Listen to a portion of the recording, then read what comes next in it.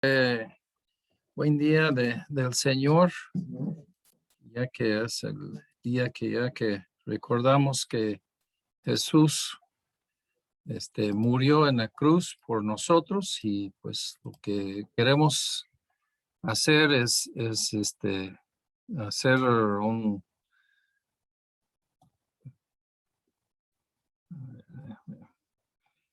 recordatorio de su muerte, su resurrección.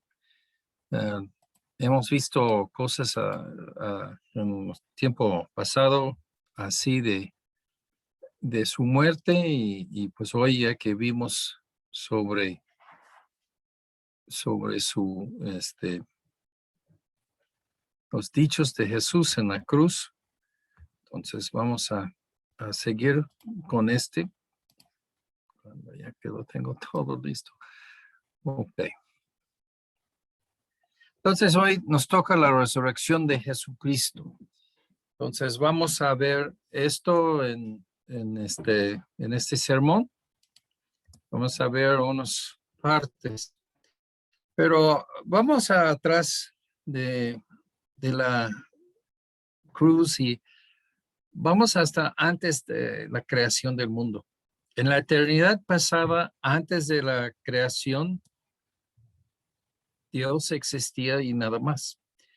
Uno de los puntos que tenemos que entender sobre la cruz es el precio que Dios pagó para salvar al mundo.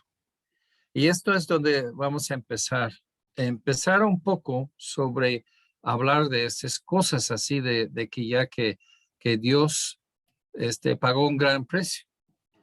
Entonces en Juan 1:1 empezamos ahí. En el principio era el verbo era con Dios y el verbo era Dios. Era en el principio con Dios. Todas las cosas por él, y está hablando de Jesucristo. Todas las cosas por él, por Jesús, fueron hechas, y sin él nada de lo que ha sido hecho fue hecho. Solo existía Dios y nada más. No hubo creación, no hubo nada aparte de Dios, no hay múltiples dioses, no hay nada en ese tiempo. Pero Jesús, el verbo, estaba ahí con Dios en el principio. Ok, entonces tenemos que pensar un poquito aquí.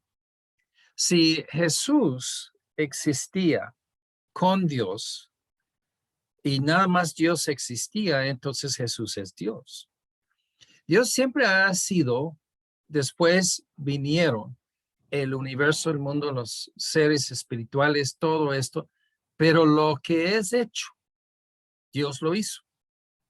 No hay nada que puede existir afuera de Dios, haciéndolo existir. Y en ese tiempo, en el principio, ese es como empieza el Evangelio de Juan, en el principio. Entonces, nada existía menos Dios, pero Dios estaba enfrente con Jesús, el verbo. El verbo creyó. Dios hizo toda la creación por el verbo. Jesús creyó. Ahora, hay unos puntos. En versículo 14 de Juan 1, Jesús, el verbo es Jesús. Ese es muy claro, que ya que vino, descendió del cielo y habitó entre nosotros, y nosotros vimos como la gloria del Padre. Y en versículos 17 y 18, Jesús es el Hijo de Dios. De ahí empezamos, que entonces es algo que tenemos que reflexionar un poquito, ¿no? El Dios existía, no hubo creación y el verbo existía. El verbo no es creado entonces, porque Jesús creyó todo lo que has hecho y Jesús no puede crear a sí mismo, ¿no? Ok, seguimos. Sin entender la Trinidad, todo eso no hace sentido.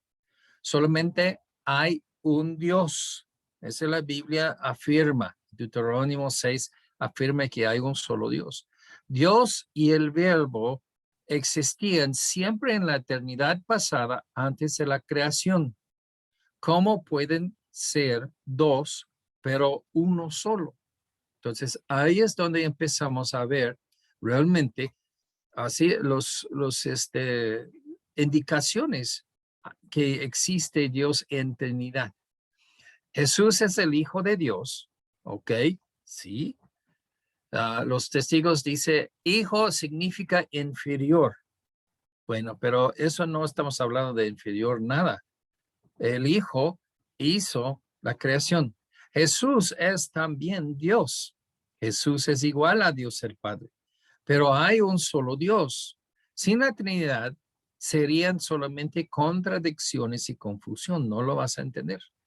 Tienes que depositar en tu mente como una creencia fundamental que Dios es uno, existe en tres personas, ¿sí? No enseñamos que hay tres dioses. Dios es uno, existe en tres personas. Todo se aclara con el simple concepto de la Trinidad. ¿Ok? En versículo 14 de este primer capítulo de Juan. Y aquel verbo fue hecho carne y habitó entre nosotros y vimos su gloria, gloria como del unigénito del Padre. Entonces ahí nosotros vemos que ya que está hablando Juan del verbo que era con Dios, pero el verbo es Jesús. Vino en carne y vimos su gloria como del Padre. Dios existía en ese tiempo. El verbo existía. El verbo es Jesús, el Hijo de Dios. Okay. La palabra en griego, prosopotón, es el verbo era con Dios. Y este prosopotón, cara a cara. Los dos, así vamos a decir de una forma, abrazándose uno al otro por convivio. ¿Sí? Los dos convivieron cara a cara. Habla de una relación. Ese cara a cara es algo en que ya dos personas que vienen a hablar, entonces comunican algo entre ellos y ese es el espíritu. ¿Sí? La conversación. Y otra vez, lo vemos elementos del espíritu de la Trinidad. Habla de la relación entre sí. Unigénito es el muy querido de uno. Cariño es una palabra que ya que lo usa. Quien recibe el amor más fuerte, más intenso. Entonces, Jesús es el cariño de Dios, el unigénito de Dios. Ahora, entonces, nosotros seguimos con otro pasaje que habla sobre la creación del mundo. Y aquí en Colosenses 1:15 a 18 dice, Él, Jesús, es la imagen del Dios invisible. O sea, es exactamente imagen. Lo que es el Padre es el Hijo. Todo menos su personalidad es diferente. El primogénito de toda la creación, o sea, el cariño de Dios. Él tomó cuerpo, entonces Él es el cuerpo, el cosa creada en su cuerpo, su humanidad, era la cosa más importante de toda la creación que ha hecho Dios. Porque en Él, en Jesús, fueron creadas todas las cosas, y las que hay en los cielos y las que hay en la tierra, visibles y invisibles, sean tronos, sean dominios, sean principados, sean potestades. Se habla así del reino espiritual como los ángeles. Y Él es antes de todas las cosas. Y entonces, déjame aclararlo otra vez. El verbo Dios existía en los dos. Lo que están ahí hablando entre los dos es comunicación. Y es una cosa, y vamos a decirlo en esta forma, no sé si es correcto o no, pero eferal, esa es la comunicación entre ellos, Espíritu Santo. Porque como no es definición de amor, alguien que ama, alguien que es amado y algo que va entre los dos. Y este es exactamente la Trinidad. Entonces, Jesús existía antes de las demás cosas, excluyendo a Dios. Dios no tuvo principio. Y entonces, esto es lo que ya que Jesús existió con Dios en la eternidad pasada y él creyó todas las cosas. Creyó las cosas. Dice, todo fue creado por medio de Jesús y para Jesús. A fin de cuentas, Jesús es el dueño. Fue el recipiente de la creación. Dios creó el mundo para Jesús. Él es antes de todas las cosas y todas las cosas en Él subsisten. O sea, no necesitas Jesús, entonces Él va a quitarte la gravedad, así que el principio de respirar y de bombear el corazón. O sea, no, ya. Nosotros estamos aquí por la gracia de Jesús. Y Él es la cabeza del cuerpo, que es la iglesia. Él que es el principio. Sí, claramente con otros versículos podamos establecer que la cabeza del cuerpo de la iglesia es Jesús, el primogénito entre los muertos, otra vez hablando de la muerte de Jesús en la cruz. Él es el primogénito. Ahora, déjame explicar de primogenitura. ¿Qué es? Primer nacido. Más o menos, pero no realmente. Jacob y Esaú eran hermanos. Entonces pelearon para la primogenitura. Sí, el primer nacido no puede ser transferido a otro. Eso no es posible. Entonces, ¿qué está hablando? Está hablando sobre el cariño del padre.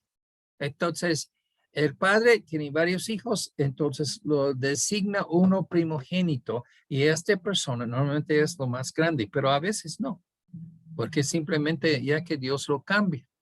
En la vida de José, el patriarca en el Antiguo Testamento, se cruzó la mano derecha, ¿sí?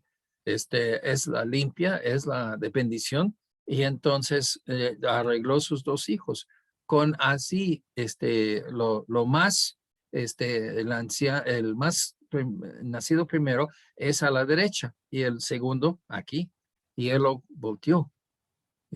Manasís y Efraín son los hijos que entonces si dice cuántos tribus hubo, pues 12. No, era 11 y 2 mitades. Ese es como ya que la Biblia lo pinta. Ok, el primogénito es la persona que tiene lo más importancia. Dice, para que en todo tenga la preeminencia. ¿Sí? Él sale primero y sus decisiones, sus actos y todo, lleva autoridad del Padre sobre sus otros hermanos. Estoy hablando en familias terrenales. ¿Okay? Jesús hizo la creación. Todo hay creado, que es hecho, Jesús lo hizo. Jesús existió antes de la creación y él no es creado. Entonces tiene que ser Dios. Él es siempre el eterno Dios. Y así vemos en 2 puntos aquí, Juan 5:18, los fariseos, los judíos quisieron matarle porque dice, haciéndose igual con Dios. Ellos entendieron exactamente su enseñanza. Él estaba diciendo que yo soy igual que es Dios. Yo soy Dios. En Juan 10:30, yo y mi Padre somos uno. Sí, entonces nosotros tenemos que ver que ya que Jesús es actualmente, es Dios, existía antes de la creación y no es creado, es Dios. ¿Okay? Seguimos, Dios es amor, es lo que vimos las semanas pasadas. En primero de Juan 4:8 hay otro versículo también, pero porque Dios es amor. Dios existiendo en la eternidad pasada, Dios es amor. Su existencia demanda 3 personas. Estas personas son separadas una de la otra.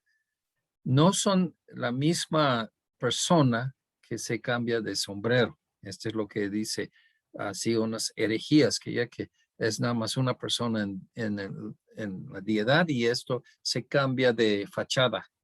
¿Ok? No. Hay 3 personas, un solo Dios, y los 3 se aman entre sí en perfecto amor. ¿Sí? Cara a cara, Padre, Hijo, y lo que va entre estos como conversación es el Espíritu. Esto es algo así un poco diferente, pero ya todavía está. La sabiduría es clave a la vida eterna. Leímos brevemente, ya que superficialmente, que pues no entendemos lo que está hablando. Pero cuando nosotros metimos esto, la sabiduría es una personificación de Jesús. ¿Sí? Dice, yo, hablando de la sabiduría, en Proverbios 8:17, yo amo a los que me aman y me hallan los que temprano me buscan. Hay gente que no quieren ser salvo hasta la última parte de su vida y nunca van a encontrar a Dios. Eso es lo que dice Dios aquí. Dios te ama si tú amas a Él. Y vamos a decirlo más específico. La sabiduría que estamos enseñando y aprendiendo en Proverbios, en la escuela dominical, es de sabiduría. Si tú amas la sabiduría, Dios te va a amar por eso, te va a aceptar. Para hacer que los que me aman tengan su heredad y que yo llene sus tesoros. Dios tiene herencia para los que aman la sabiduría. Ahora, no es herejía aquí, hermanos. La cosa es que, ¿entiendes? Esta sabiduría es Jesús. Los que aman a Jesús y los que buscan a Jesús temprano serán salvos y será lleno de heredad espiritual y tesoros. Esto es, ¿ok? La sabiduría es Jesús, ¿ok? Ahora, pero vamos más allá en capítulo 8, 22, 23. Jehová me poseía en el principio. ¿Cómo es eso? ¿Es un ser aparte de Dios? No, es Dios. Jehová aquí es el Padre. El Padre tuvo Jesús de guiar sus manos y eso es exactamente un, un señor que tiene 8 hijos y tiene un gran rancho y tiene uno que es muy sabio y que lo ponen como el heredero de todo y que este hombre, este hijo, le guía todos sus hechos. Y eso es lo que hizo Dios el Padre. Jehová me poseía en el principio, ya de antiguo, antes de sus obras, habla antes de la creación. Los ángeles son creados, Satanás es creado, era creado bien y se cayó. Pero entonces, ¿qué existía cuando antes de la creación del mundo? Nada. Dios es la única cosa que existía. Dice, eternamente tuve el principado desde el principio antes de la tierra.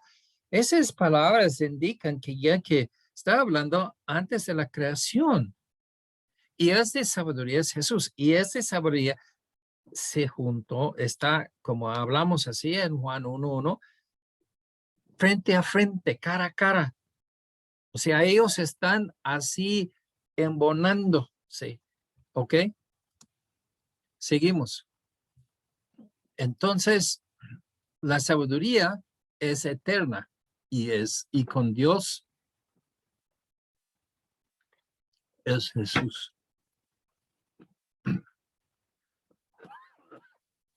Proverbios 8 otra vez. Antes de los abismos fui engendrado. O sea, engendrado no es nacido. Engendrado es que ya que se establece una relación de padre e hijo.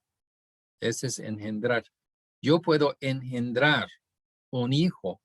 Si yo lo veo, vamos a decir, un huérfano o alguien, y que quiero hacerme o sea, hacerle a él mi hijo, puedo adaptarle, puedo establecer una relación de padre e hijo para ayudarle.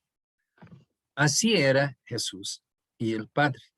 Se puso eternamente así esta relación entre el Padre y el Hijo. 3 personas, uno es espíritu y los otros 2 son personas como personas de nosotros que reconocimos. Y ellos se hicieron esa relación de uno es el Padre, uno es el Hijo. No es inferior y eso es exactamente el punto. Antes de los abismos fui engendrado, antes que fuesen las fuentes de las muchas aguas, antes de los montes fuesen formados, antes de los collados, ya había sido yo engendrado. No había aún hecho la tierra, ni los campos, ni el principio del polvo del mundo.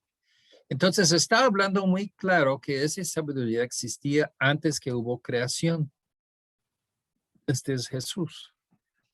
Cuando afirmaba los cielos arriba, cuando afirmaba las fuentes del abismo, cuando ponía al mar su estatuto, o sea, sus límites, para que las aguas no traspasen su mandamiento, cuando establecía los fundamentos de la tierra.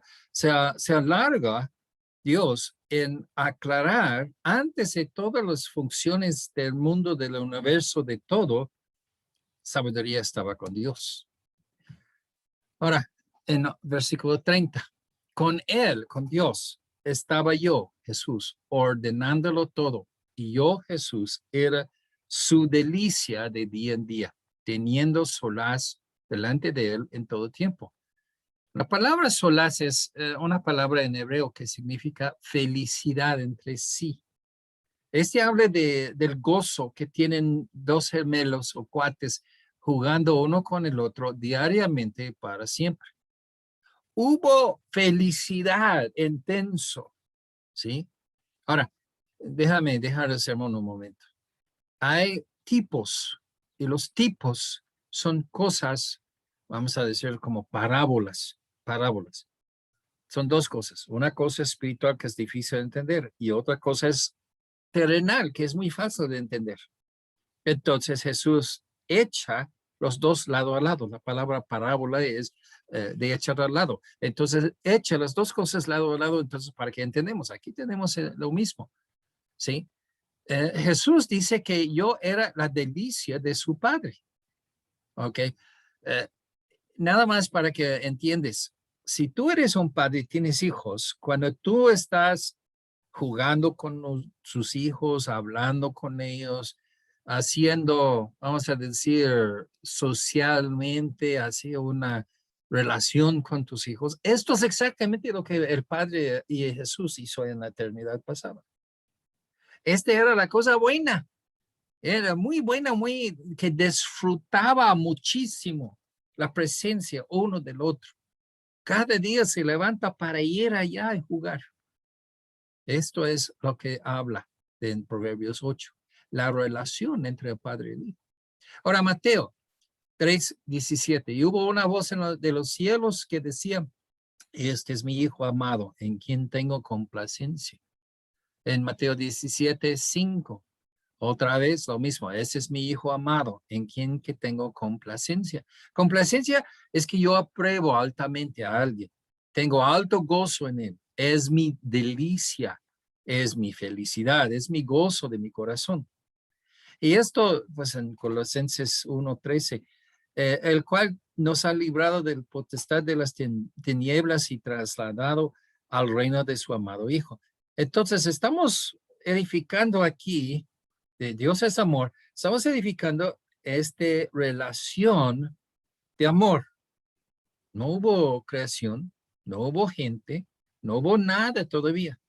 Pero esa relación entre padre y hijo era perfecto, era una cosa que era lo más alto gozo, lo más alto delicia de nada más estar ahí hablando, charlando y todo, haciendo todo.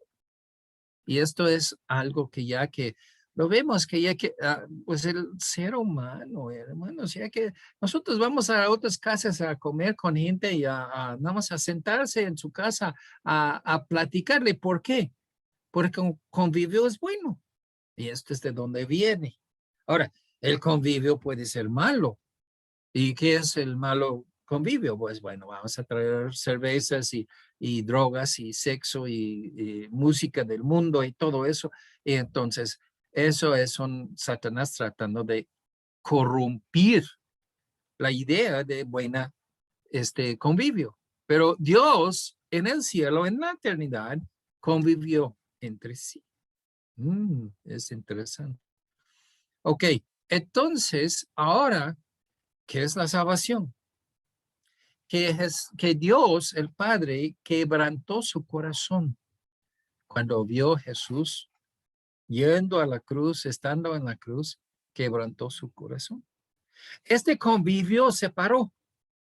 Y este es un gran cosa eterna, en que ya que toda la eternidad Dios convive con Padre y Hijo. Y en ese momento se quebrantó. Y esto era una cosa, pero bien tremenda para Dios. Hay un gran conflicto en todo eso.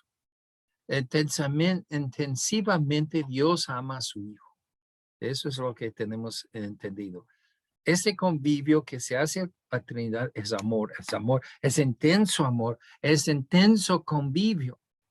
Y Dios ama al mundo. Y luego en Juan 3:16, porque de tal manera amó Dios al mundo que ha dado a su Hijo unigénito, para que todo aquel que en él cree no se pierda, mas tenga vida eterna. Dios en el conjunto de los tres ama al mundo.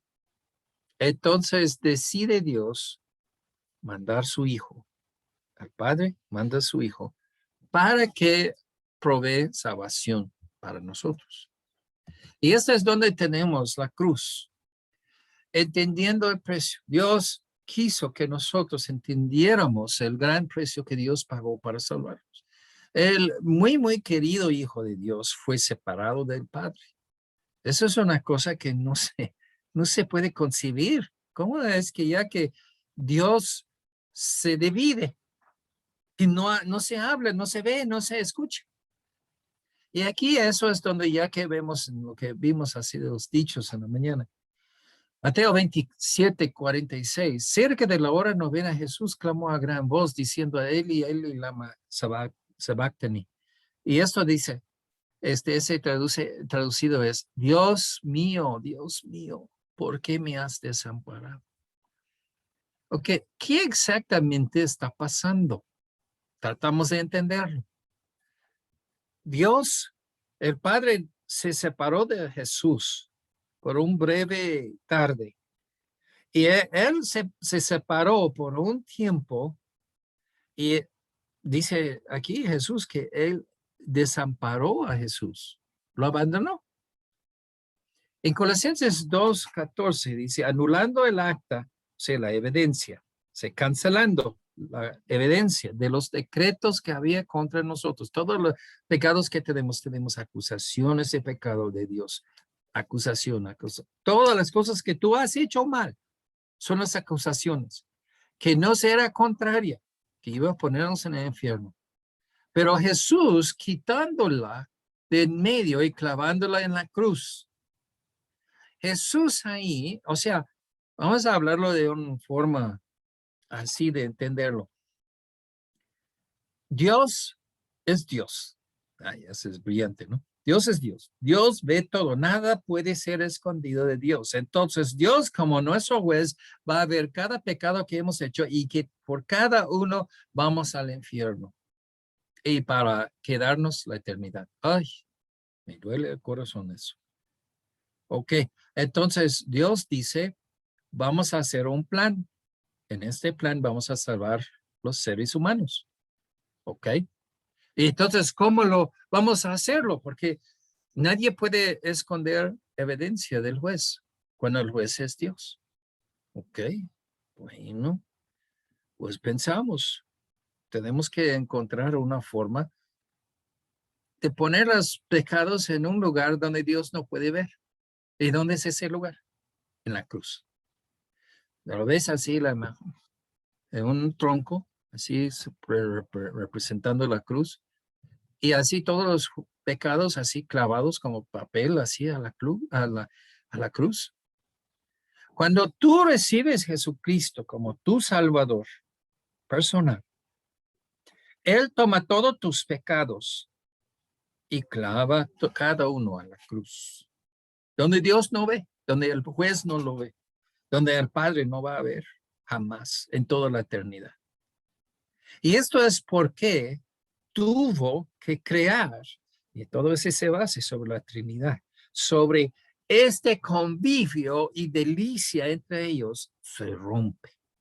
¿Y por qué se rompe? Por este tarde de la cruz. Y ahí es donde pegamos todos nuestros pecados. Pero ojo, porque no lo haces a la equivocación. Hay una sola persona que murió en la cruz por ti. Y hay una sola persona que es válido para pagar para tus pecados. Y este es Jesús. María no murió ahí. María no tiene nada de ver con esto, ya que el cuerpo humano de Jesús vino por medio de María. Aparte de eso, ya no.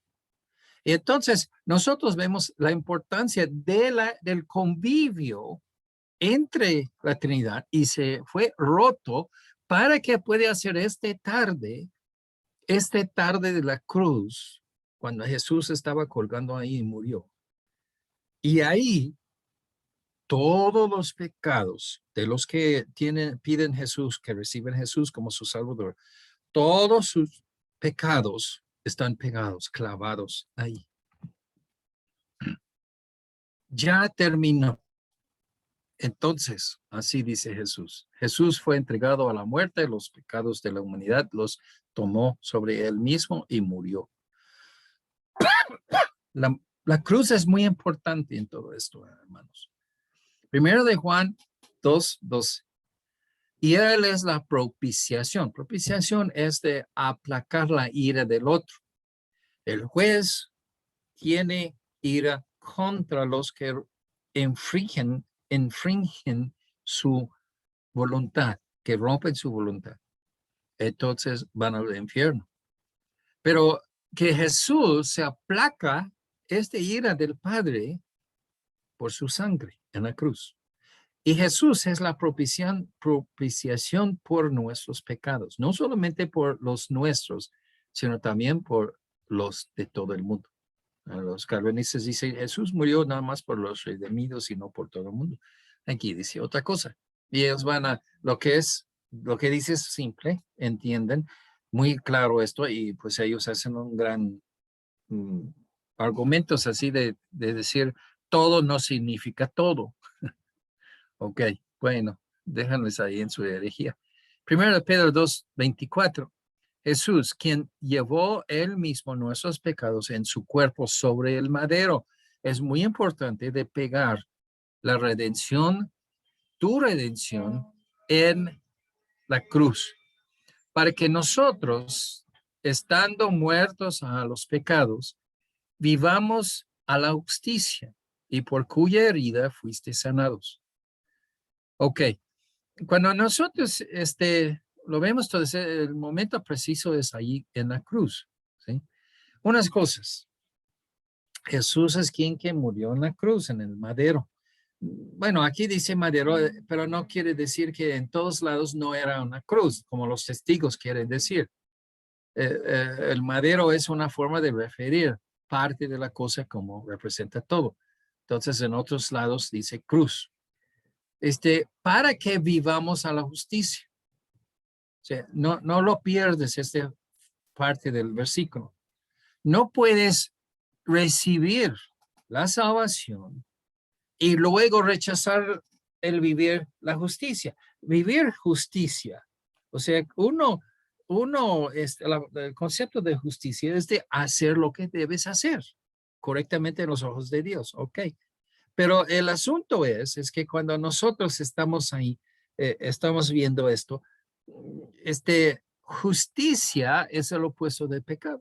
Tú haces mal, es pecado. Si en lugar de hacer mal, tú haces lo correcto, es justicia. Dios quiere que tú, siendo salvo, vives en una forma que es como Él dice, la justicia. Dice, por cuya herida fuisteis sanados. Ahora, los pentecostales aquí, otro grupo que quiere torcer cosas de así, romper partes de esta historia para lo suyo. Dice, entonces, ya que yo puedo ser sanado de todas las enfermedades, ok, compáralo con la Biblia. Vamos a decir que la mayoría de las personas en la Biblia nunca tuvieron enfermedad, nunca murieron. No, ese está mal. Dios usa la enfermedad. ¿Qué dijo Pablo cuando tuvo así un aguijón en la carne, una dolencia física? Y dice, bástate mi gracia. O sea, es otra cosa. No tenemos la promesa de siempre ser sanado de todas las enfermedades. Un día vas a morir y la probabilidad es que vas a morir de una enfermedad que estaba así afligiéndote por un tiempo y luego mueres. ¿Ok? Tampoco porque ya que queremos ser exacto aquí, no es una promesa que vamos a ser sanados de todas las enfermedades. Tampoco no es de decir que no debes orar para sanarte. No es decir que Dios no puede hacer un milagro y sanarte. Pero ese versículo no está hablando de sanarse de cosas físicas. Está hablando de sanarse de problemas espirituales. Y estos son de dónde proceden enfermedades, porque ya que nosotros somos pecadores y luego por pecar viene enfermedades. Entonces, está de una forma no tratando exactamente de siempre tener un milagro, sanación siempre, pero a la verdad está hablando sobre pecados espirituales, de ser sanados de estos, y estos son los que causan los físicos. Entonces está envuelto, pero el chiste es que ya que nosotros entendemos que esto fue por nosotros en la cruz. Todos los remedios de tus problemas en la vida, Jesús llevó en la cruz. Ahora, aquí, separación por el pecado entre los hombres y Dios, y esta separación se eliminó con Jesús. Se ve en la imagen el hombre a un lado, la vida eterna y Dios en el otro, y hay una brecha, y el infierno está entre los dos. Entonces, el hombre no puede llegar a Dios, y Jesús es la puerta. Jesús es el camino. Jesús es todo lo que quieres decir. Es la única forma de ir de un lado a otro. Mateo 27, 50, 51. Mas Jesús, habiendo otra vez clamando a gran voz, entregó el Espíritu. He aquí el velo del templo se rasgó en dos, de arriba abajo. La tierra tembló y las rocas se partieron. Abrió. Este velo es hecho de un tipo de piel de animal y que está bien pesada. Puede ser así casi medio tonelada que pesó. Y ese es muy fuerte y ese representa que el hombre no puede entrar en el lugar santo de Dios. Cuando se rompió, esto ya, el camino había abierto por Jesús, por su muerte.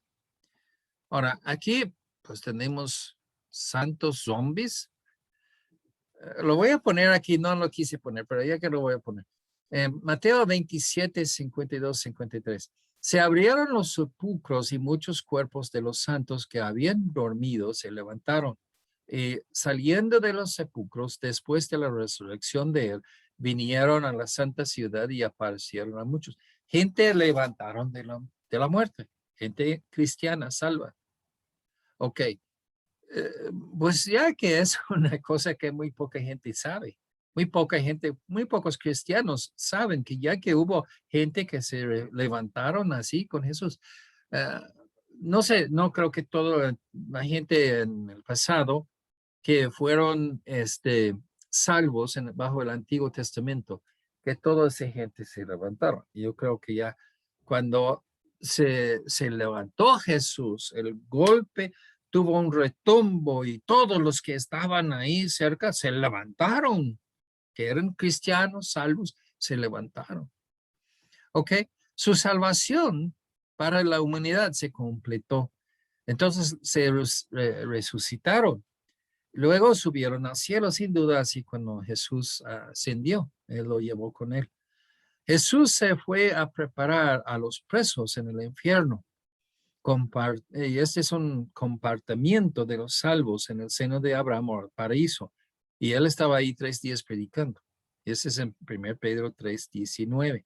Ahora, antes de ir ahí a ver esto, todos los jóvenes y niños usan videojuegos donde matan nuevamente los zombies. Los zombies son muertos, ya están enterrados y luego se levantan y bum, bum, bum, bum, vamos a matarles, a ponerles hacia muerto otra vez. Pero la gente que se levanta aquí es exactamente pues esa situación, gente que se levanta de la muerte, se levanta, se sale de sus tumbas. Y este videojuego, no es así una burla de Satanás para que ya que ataca así el concepto de los santos que ya que se resucitan. No es una burla de la resurrección. Pues uno tiene que decir, pues ya que yo necesito meditar, pero a la verdad, esos videojuegos, yo no puedo jugar Hace muchos años yo dejé de jugar videojuegos, pero ya que, pensándolo ahora, yo no puedo jugar esos videojuegos porque ya que, ¿de quiénes son? Pues ellos dicen, "Oh, los hombres muy malos y todo, quieren comer sus sesos y todo". Ok, bueno, está bien, pero el asunto es que simplemente, hermanos, fíjate lo que estás haciendo. Estás creando un deseo, un gusto en quitar los que han resucitado, así, ponerlo abajo. Siempre lo echan así, los zombies son malos y comen hacen malas cosas, ok, bueno, pero eso es lo que están haciendo, ya que cualquier persona que se levante de la muerte, ya que dale un tiro en la cabeza. Ok, vamos a los dos lugares. En Proverbios 7:27, camino a Seol es su casa, que conduce a las cámaras de la muerte. Hay más que un lugar de las muertes, según este versículo. Si vemos en Lucas 16:10 a 31, esta parábola de Jesús, él habla sobre el lugar de Gehenna, de un lugar de Hades o Seol. Y luego también habla del paraíso o el seno de Abraham. Dice Lucas 16:23. Y el pobre, Lázaro, vio de lejos, bueno, ese es el rico, que vio a Lázaro en su seno, a Abraham y Lázaro en su seno. Entonces, ese es un lugar donde están los muertos, pero está Abraham. Abraham es una persona salva. La Biblia no lo trata de una persona no salvo. Al ladrón en la cruz, que Jesús prometió, hoy estarás conmigo en el paraíso. ¿Ok? Entonces, eso es el paraíso o el seno de Abraham.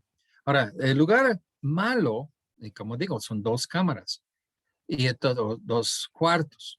Dice en Lucas 16:23, en Hades, el hombre rico levantó sus ojos.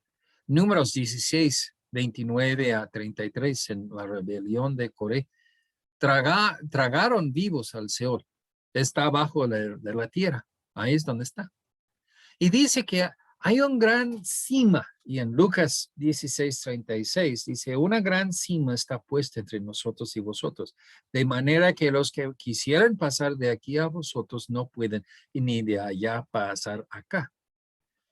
Lugares permanentes hasta la final juicio, pero ellos no pueden regresar a la tierra. Todo mitos que están enseñando y observando y todo, de fulano ya murió y que regresó a la tierra. No, están ahí esperando el final. Y esto es lo que decimos, que ya que hay dos lugares, paraíso y Gehenna, el Hades. Jesús se fue 3 días a predicar a los en el paraíso, en el seno de Abraham. Después de 3 días, se resucitó y llevó todos estos con él al cielo. Dice así que si alguien que es un creyente que muere, que de separarse de su cuerpo, será de estar en la presencia de Cristo para siempre. Entonces, los que mueren ahorita van directamente al cielo para estar con Cristo para siempre. Cuando Cristo regresa en la segunda venida, entonces esto también, que todo el cielo, toda la gente ahí van a venir. Esto, déjame nada más comentar eso. Dios vive afuera del tiempo. O sea, Dios hizo el tiempo de punto 1 a punto X. Dios hizo este línea, vamos a decir, pero Él está afuera. Él es mayor que esto. Él siempre ha existido, Él siempre va a existir. Él existe en todos lugares. Entonces, ¿qué pasa? Aunque Él puede ver y actuar y formarle el plan y todo lo que va a pasar, Él puede hacer esto, pero a la verdad, hermanos, Él está dejando que esas cosas pasen según su secuencia. sea un día Abraham, Moisés, Pablo, etcétera. Todo tiene que ir en su secuencia. Pero él está, como digo, él no está más lejos de la creación que la eternidad de los nuevos cielos y nuevas tierras. Él no es más lejos de uno a otro. Él vive hacia afuera del tiempo. Ok, entonces, actualmente no rescató Dios nadie hasta la cruz. El Antiguo Testamento nadie realmente fue redimido. Se fue al paraíso a esperar su redención. Y cuando Jesús murió, se fue Jesús allá a anunciarlo. En segundo de Pedro, lo que vimos, segundo de Pedro 3:19. Entonces habla de esto. Él se fue a predicar. Cuando ya predicó, ya lo llevó él, así.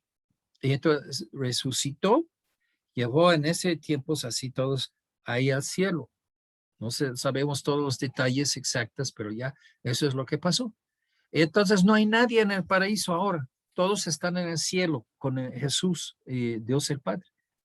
Y entonces esto es lo que tenemos que entender, que ya que hay unas cosas muy particulares. Hasta este momento todos se fueron al paraíso, un cámara del, vamos a decir, el lugar de los muertos. Ese es lo que es Seol o sepulcro. Y entonces, y se quedó ahí hasta la resurrección. Así, su boleto para el cielo ya llegó. Para meditar, Salmos 49, 7, 8 y 9. Ninguno de ellos podrá en manera alguna redimir al hermano, ni dar a Dios su rescate, porque la redención de su vida es de gran precio. No se logrará jamás, para que vive en adelante para siempre y nunca vea corrupción. Eso es lo que dice Jesús, ya que nunca vio el Salmos dice que nunca vio corrupción su cuerpo. Pero aquí en esto es una cosa para meditar. No hay nadie que puede redimir a otro. El precio para un alma de salir del infierno al cielo es de gran precio. Eso es lo que dicen las escrituras, ¿no? Yo nada más. No lo va a lograr porque la única forma es por Jesucristo.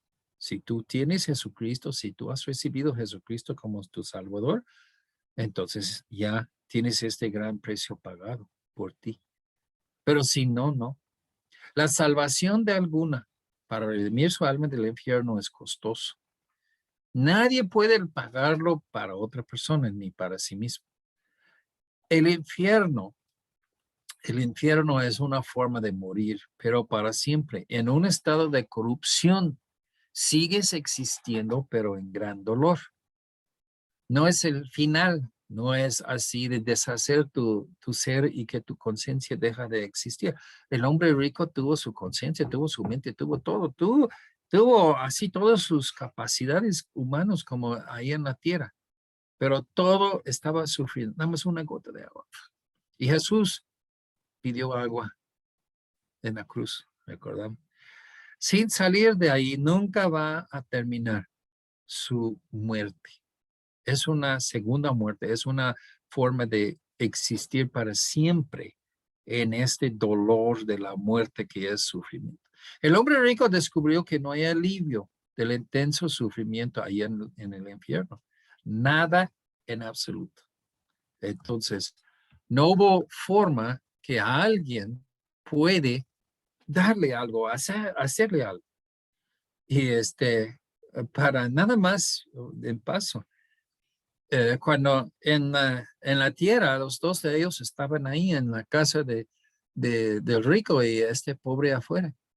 Y pues lo dice, se va el rico así al portón de su casa y dice, pobre, vete así a comprar mis tortillas, así, y lo tira así en el piso, bonito. Y él ya se levanta y se va corriendo haciendo el mandado. Aquí en la eternidad no es así, no te va a hacerte caso. Ya tú estás solo, sin ayudantes, sin siervos, sin nadie. Y no puedes por ti mismo y no hay nadie que puede hacerlo. Según de Crónicas 19:7, para preocuparse. Sea pues con vosotros el temor de Jehová. Mirad lo que hacéis, Porque con Jehová nuestro Dios no hay injusticia, no hay ni aceptación de personas ni admisión de cohecho. Tú no puedes pagar un cohecho o un soborno para entrar al cielo, para nada. El hombre rico no tuvo nada para ofrecer, no hubo nadie que iba a hacerlo. Dios no acepta personas, ¿ok? Porque tú vienes de una familia de ricos o porque tú estás famoso, porque tú estás rico, porque tú estás poderoso, no hace nada con Dios. Dios te quita todo eso, y ahora te pones desnudo así enfrente de Él para que Él te juzga. Juan 8:21, otra vez les dijo Jesús, yo me voy y me buscaréis, pero en vuestro pecado moriréis. A donde yo voy, vosotros no podéis venir. Por eso os dije que moriréis en vuestros pecados. Porque si no creéis que yo soy, o sea, yo soy es el Dios. Ese es lo mismo como dicen, así que Jehová significa yo soy. Entonces, si tú no crees que yo soy, en vuestros pecados moriréis. Si tú no aceptas a Jesús como Dios, ahí vas a morir. Jesús iba al cielo con Dios el Padre y los pecadores no salvos no pueden irse con él al cielo. Su parte está en el infierno. Hebreos 9:27, de la manera está establecida para los hombres que mueren una sola vez y después de esto el juicio. Estas cosas debe espantarnos, hermanos. Ahora, con aquí vamos a ver 1 Pedro 3:18-19, porque también Cristo padeció una sola vez por los pecados, el justo por los injustos, para llevarnos a Dios, siendo a la verdad muerto en la carne, pero vivificado en espíritu, en el cual también fue y predicó a los espíritus encarcelados. Esto es donde lo estaba hablando. Jesús se fue a paraíso para anunciarles su salvación con detalles. Ok, el infierno. ¿Qué piensa Jesús sobre el infierno? En Lucas 16:19-31, pues obviamente Jesús cree que el infierno existe. El hombre rico tuvo sus sentidos y su mente muy claros ahí. El sufrimiento ahí es intenso y sin alivio alguno. Lucas 16:26, no hay escape del infierno. Todavía ya nada más se va mal en peor. Lucas 16:25-31.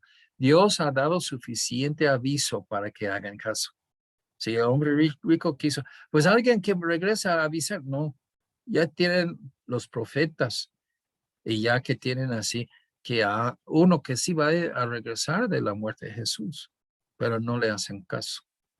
Sí, hay mucha gente que ya que son tan arrogantes y tan llenos de su propia sabiduría que no busca. Ay, y el que me busca temprano me encontrará. ¿No es lo que dijo en Proverbios 8? La sabiduría. Pero ellos no quieren la sabiduría de Dios porque ellos tienen su propia sabiduría. Ya saben todo y van al infierno. Sí, Dios ha dado suficiente aviso para que nosotros evitamos el infierno. Mateo 5:29-30, mejor cortar tu mano o quitarte tu ojo que terminará ahí en el infierno. Hermanos, esto es exactamente el punto.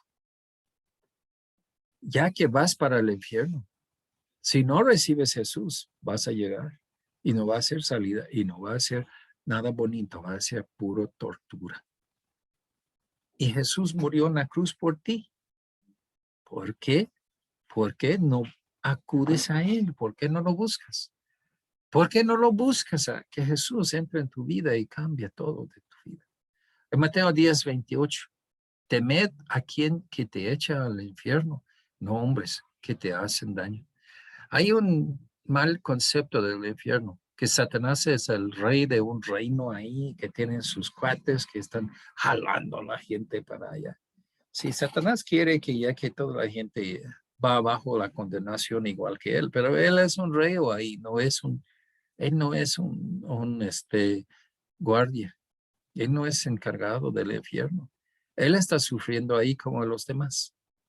todavía más. Ese es donde Él va a hacer en el final, ¿no?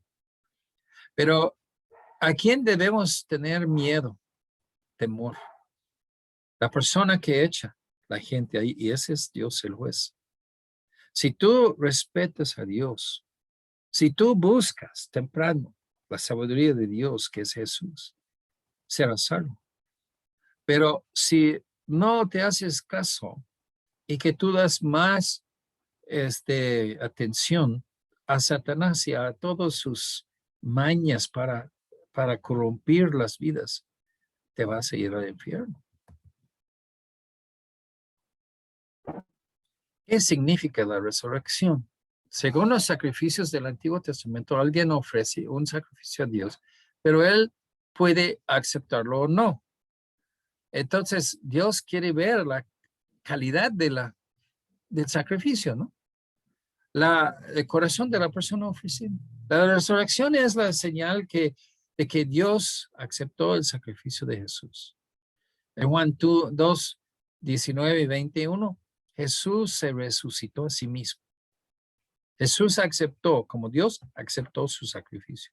En Efesios 1:20, el Padre le resucitó y puso a su lado en el cielo. El Dios, el Padre, resucitó y lo puso en el trono al lado de él.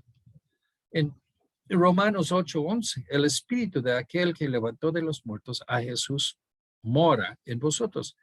Hablamos de la Trinidad y la Trinidad que viene juntos para resucitar a Jesús. Entonces Jesús puso su vida, levantó su vida. El Padre que resucitó su Hijo de la muerte y que lo puso a su lado. Espíritu también. Ok, entonces la Trinidad resucitó a Jesús. ¿Sí? Y esto habla sobre que ya otra vez están juntos. Jesús murió por ti. Pero aunque esto es una certeza, Jesús te pregunta. Marcos 8:27. En el camino preguntó a sus discípulos diciéndoles, ¿quién dicen los hombres que yo soy? Otra vez, yo soy es un, yo soy, Jehová o qué.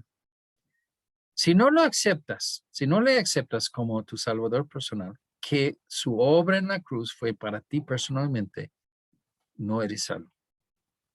Simplemente. Ese va a cambiar tu vida de tan forma drástica que vas a hacer una nueva creación y es como tú naces de nuevo. Esto es lo que dice la Biblia. ¿Vas a despreciar el gran sacrificio que hizo Dios por ti? Y esto, hermanos, es todo lo que tenemos para hoy. Y